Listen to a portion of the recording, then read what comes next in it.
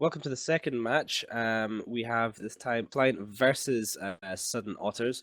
Both teams coming in at 50, basically 90 degrees from each other, with the exception of that Roke, which coming in at 30 degrees from the Sudden Otters team. Brett, what do you think is going to happen here?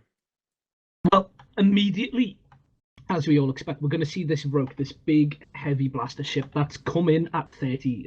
That's coming at 30 from the arena center. It's going to just start immediately trying to burn in. It wants to bring its blasters to bear on this Tempest, as this Tempest is only really autocannon fit. So the Roke's going to have a lot more damage, but the Tempest is going to have very much selectable damage. You're going to see the Ferox and the Hurricane kind of trade at ranges, and you immediately see the Sudden Otters team kind of pulling the rest of the team behind this Rogue, trying to be very kind of turtle behind it and use that big bit of buffer HP as a kind of screen. Whereas the offline team is just kind of spreading everything out. They're just pulling back, spreading out, and trying not to get tackled. Yeah, they're just pulling that burst back as far as they can. They've got light shield maintenance bots just facing it up, trying to keep it alive, and it's getting a whole bunch of damage coming in, range damage coming from the Sudden Otters team. Now, it looks like at the moment both teams just sort of vying for position, trying to decide who wants to be in what position to just apply that damage. We're seeing that Hurricane now starting to take a huge amount of damage. That Roke has been chasing it down and is now really not far away from that Tempest or the Hurricane, so they really want to be thinking about moving. The burst is going to be trying to rep that Hurricane, but if that Roke catches him, that's a lot of damage for him to rep through. Yeah, as you see, it's starting to get quite close, and the Tempest is just leaving its heavy newts on it, trying to increase the cap pressure that those heavy blasters have on this Rogue's HP, not HP, capacitor. Yeah, we're seeing the grappler from that Roke on the Tempest now, and the Roke itself is now webbed as they're starting to try and screen it, but that Hurricane just into mid-armor now, dropping fast. I don't think a burst is going to be enough to keep him alive. As soon as that goes down, then the Tempest will lose his speed links, which is quite important, which means that the Roke will have a much better chance of catching him. The Hurricane now into almost hull, but that Roke suddenly taking a huge amount of damage. He needs to be starting to boost much quicker. I don't know if perhaps he's run out of charges already, but he is into just barely holding on in low shields, but he's got significant amounts of armor damage there as well. But if you watch what's doing now, the Hurricane is just pulling really far away. It's gotta be out of that Rogue's range, so it's only gonna be the Thrasher and the Ferox that is hitting it now, whereas the Rogue is just burning into this red team here. It's sitting on this Slasher at 0, as the Slasher has just scrammed it, and it's now a sitting duck in the middle of the whole team. Yeah, he is starting to get his reps under control now. I think maybe he just wasn't paying attention and didn't notice that he was getting shot until it was almost too late. He started to boost. That Kane now living to win. He's surviving. He's getting repped back up into his shield. That's a pretty critical save right there by keeping that Hurricane up. They keep that long range damage. They keep the boosts, and they allow themselves to just apply so much more damage to that Roke. Which with that Osprey.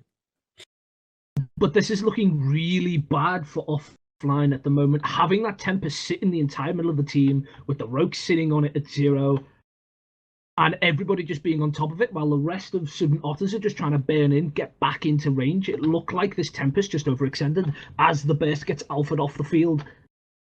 Yeah, with that burst down now, that is no reps at all, and that Tempest just taking a huge amount of damage. The Roke is almost completely on top of it. He just cannot rep through that significant amount of damage. The Roke itself is low shields again, dropping, but he's going to finish off the Tempest probably before he dies, because the Roke is still boosting. Both of them actually, now it's a bit of a damage race, both of them into hull.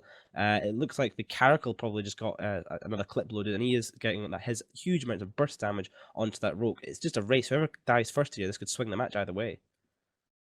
And the Tempest goes down, so that is the Roke just barely holding on. This Caracal and Hurricane just really critically need to finish off that Roke as soon as they possibly can. If they don't finish this off, then that Osprey might be able to just rep it back up.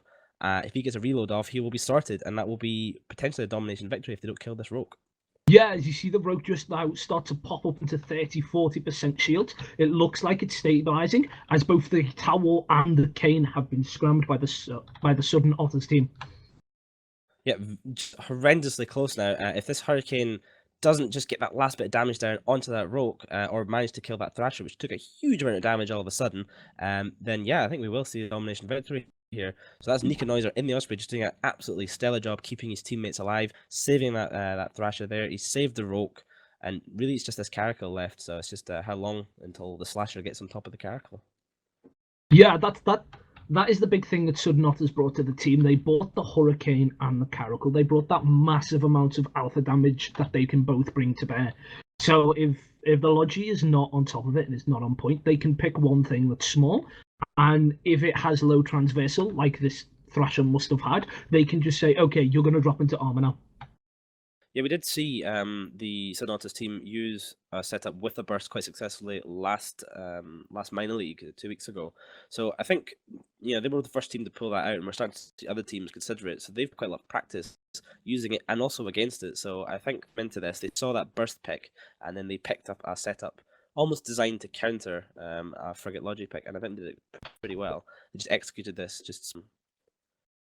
And I think this is going to be the end for the Caracal. It is scrammed now by that Slasher. It has a NOS, and it's going nowhere. Yeah, the Osprey has been left behind though, so if that Caracal gets a reload off and just manages to put a lot of damage down on that Slasher, you might be able to break it before the Osprey gets into proper rep range.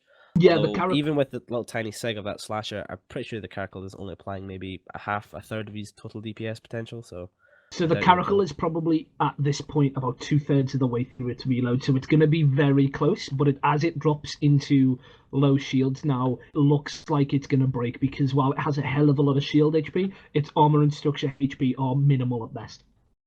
Oh yeah, as soon as he basically hits armor, as you see there, he just suddenly takes massive chunks and he'll be gone in seconds. And well done, Sudden Otters, being really confident in their comp and essentially keeping that Rogue alive in that DPS race. And with that, we'll go back to the studio.